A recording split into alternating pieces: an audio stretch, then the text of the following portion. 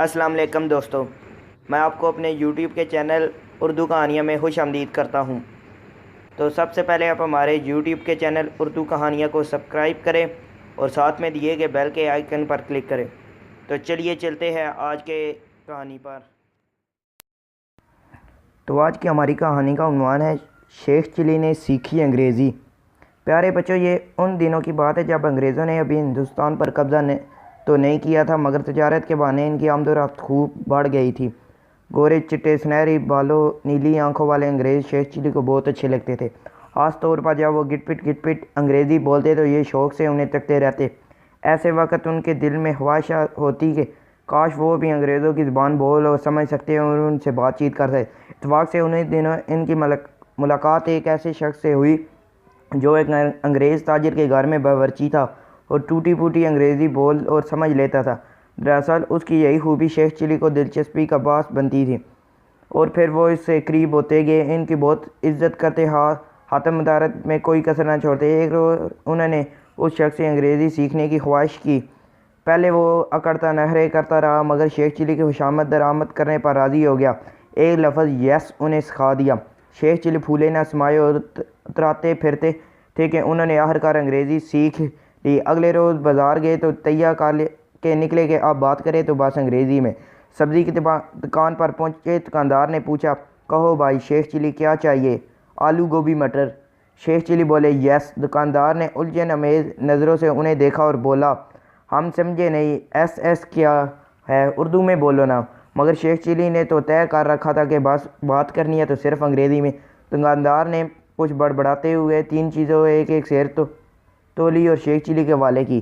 Sheikh chilli पैसे अदा करके आगे बढ़े। कुछ दूर गए तो एक मोड़ मोड़ते ही दूसरी तरफ से आते अंग्रेज़ से टकरा गए। उसके हाथ में कुछ सामान था जो ज़मीन पर गिर गया। अंग्रेज़ ने कहा, ओ अहमक इंसान। अंग्रेज़ गुस्से से चिल्लाया, तुझे नज़र नहीं आता क्या मैं तेरे इस मनहूस चेहरे पर एक मुक्का रसीद करूं? तुझे सब साफ साफ दिखाई नहीं देता? शेख चिली मारे खुशी के फूल गए कि एक अंग्रेज़ उनसे अंग्रेज़ी में बात कर रहा है। और इसे भी मालूम हो गया कि मुझे अंग्रेज़ी आती है। इन्होंने सोचा कि कुछ और अकड़ का ज़ोर से बोले, यस यस यस यस। अंग्रेज़ ने हैरत अमेज़ लहजे में बोला, तो ये लो, और एक ज़ोरदार मुक्का शेख चिली के मुंह पर रसीद किया। शेख चिली लड़खड़ाते हुए सड़क के किनारे बहते गंदे नाले में जा गिरे। सब्ज़ी का थैला हाथ से छूट गया। सब्जियां बिखर गई जिनसे एक आवारा गाय दावत उड़ाने लगी। शेख चिली ने नाले में पड़े आंखें फटा रहे थे। अंग्रेज़ बकता चकता चला गया। शेख चिली कीचड़ में लथड़े खाली हाथ घर पहुँचे। अम्मा चीखी, अरे ये क्या हालत बना कर आ गया है? कमबख्त सौदा कहाँ है? अम्मा हमारी हालत ना देखो। शेख चिली अकड़ कर बोले, आज हमने वो फरफर अंग्रेज़ी बोली है कि गोरा साहब भी किससे आ गया, लगा हाथ पाई करने। हमने जाने दिया कौन जायलों के मुंह लगे। अम्मा खुश हो जाओ, तुम्हारा बेटा अंग्रेज़ बाबू बन गया। अंग्रेज़ बाबू?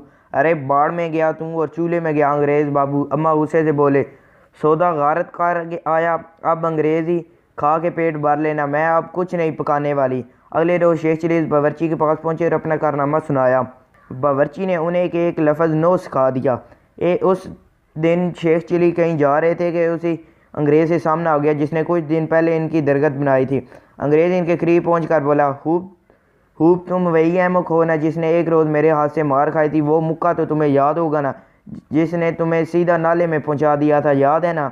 अंग्रेज़ उनकी आंखों में आंखें डालकर मजाक उड़ाने वाले अंदाज में कह रहा था।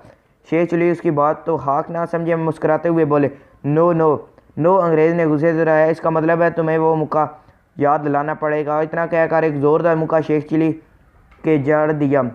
वो लड़खड़ा कर सड़क के दूसरे किनारे पर जा गिरे। सर चकरा गया, आंखों के सामने पतंगे उड़ने लगे। अगले रोज़ वो फिर बावर्ची के पास पहुँचे। उसने उन्हें एक और लफ्ज़ एक्सीलेंट सिखा दिया। बावर्ची के पास से उठकर घर जा रहे थे कि रास्ते में किसी की आवाज़ सुनकर रुक गए।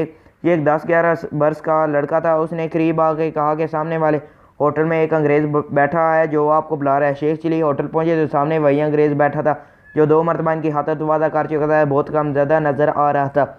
शेख चिली के करीब पहुँचने पर वो उठ खड़ा और इनके गले से लगाते हुए बोला, ओ मेरे भाई, मैंने तुम्हारे साथ बहुत जुल्म किया है, तुमको मारा। अल्लाह को यही बात मेरी पसंद ना आई। उसने मुझे इसकी बहुत बड़ी सज़ा दी, बहुत बड़ी, जिसे बर्दाश्त करने का हौसला मैं खुद नहीं पाता। वो कदरे रुका और फिर बोला, तुम जानना नहीं चाहोगे अल्लाह ने मुझे कितनी बड़ी सजा दी। तो सुनो, कल शापिस ने मुझसे मेरा अकलौता बेटा छीन लिया। शेख चिली की समझ में तो इसकी बात नहीं आई, मगर कुछ देर पहले सीखे हुए नए लफ्ज़ के इस्तेमाल का सुनहरी मौका हाथ आ गया होता, उसे ज़ाया कैसे जाने। तो मुस्कुरा कर बोले, एक्सीलेंट एक्सीलेंट। अंग्रेज़ ने जो आंख में भर आने वाले आंसू रुमाल से पहुँच रहा था, चूम कर शेख चिली को देखा। वो अब भी मुस्कुरा रहे थे। दोबारा बोले, एक्सीलेंट एक्सीलेंट। अंग्रेज़ का चेहरा गुस्से से सुर्ख हो गया। गंदे आदमी, वो चलाया, मेरा इकलौता बेटा मर गया और तू कहता है एक्सीलेंट एक्सीलेंट। मैंने बिल्कुल ठीक किया जो तुझे मारा, तेरे जैसे लोग इसी काबिल होते हैं। फिर उसने शेख चिली की गर्दन पहुँची और लगा पिटाई करने। होटल में मौजूद लोगों ने बड़ी मुश्किल से छड़ाया। शेख चिली कई रोज़ तक घर में चोटों की संकाई करवाते रहे। उन्होंने तौबा कर ली कि अब कभी अंग्रेज़ी ना बोले कि भैया।